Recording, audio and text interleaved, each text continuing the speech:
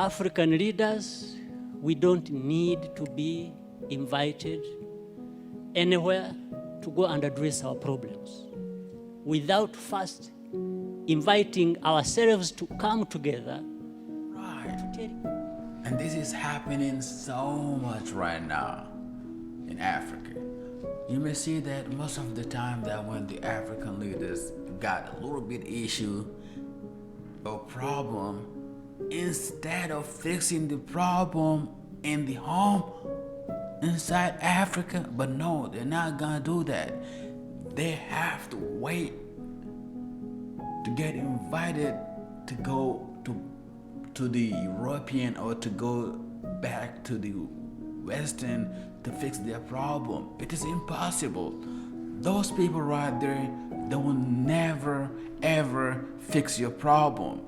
Those people, they're your enemy. They're the biggest enemy of us. They're the biggest enemy of Africa. They will never fix the problem. Those people, they're the ones that who colonize us, destroy, damage us, slave us. They lied to us for more than 500 years. Please, we need to fix the problem inside Africa. We're not gonna take the problem to them. They will add more problem for us. They will add a lot problem. So that for the African not to focus on moving to the next level. Exactly. This is the same strategy that they've been using for years and years. Whenever you have a problem, they will make you just focus on this problem while they're focusing on moving forward. Please, we have to stop that. For long, we've discussed conflicts, causes of conflicts, and actually have quite a good idea as to what is needed for such a conflict to be resolved. Now, the question is, if we have analyzed conflicts and the causes, if we really have a good idea what all this constitutes, then what? So it comes, therefore, to the point that the leaders, therefore, should be there to deal with these problems. And here I'm not even proposing that there is one leader who can resolve conflicts alone, or that there is even a silver bullet for these conflicts. Therefore, it's the management of all these processes and what we have identified to be the root causes. For me, when I'm watching on television and I find our leaders who should have been working together all along to address these problems that commonly affect their countries, wait until they are invited to go to Europe to sit there and just,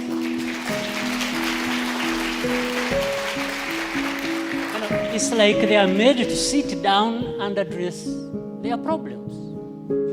Why does anybody wait for that? What image does it even give about us, about Africa? In fact, the image it gives is that we are not there to even address these problems. We are there for a photo opportunity. We are happy to sit there in Paris with the president of France and address and just talk about addressing problems. It doesn't make sense that our leaders cannot get themselves together to address problems affecting our people. It doesn't make sense. Of course, I'm saying this painfully on the other hand that I look forward for the time when I can be like the former presidents. I think they are more free to say things than I. Being where they are and me being where I am. So I tend to remain with some reservations about what I have to say, but I think there is that serious problem. African leaders, we don't need to be invited anywhere to go and address our problems without first inviting ourselves to come together to tell each other the actual truth that we must tell each other about our serious problems. So some of these underlying root causes should and could have been addressed by the leaders there.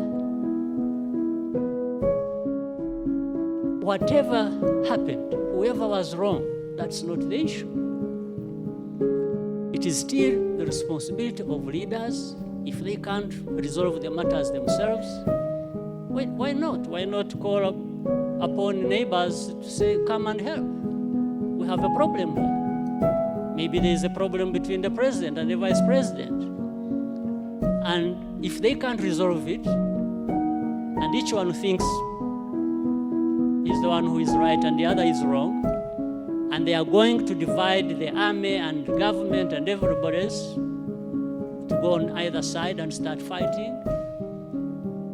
But I think in between the time that starts and when it actually happens, something can be done. But it has to be leaders to work towards that and avoid the catastrophe that, like we are seeing or have seen or that has already happened in South Sudan. But of course, the unfortunate part is that the most majority who suffer are the innocent people who have nothing to do with it. Women, children, and even many men are innocent in that situation. So this is, I'm not giving answers, probably I'm raising more questions than, or adding to others that have been raised. So for the time being, let me stop here. Thank you. Thank you.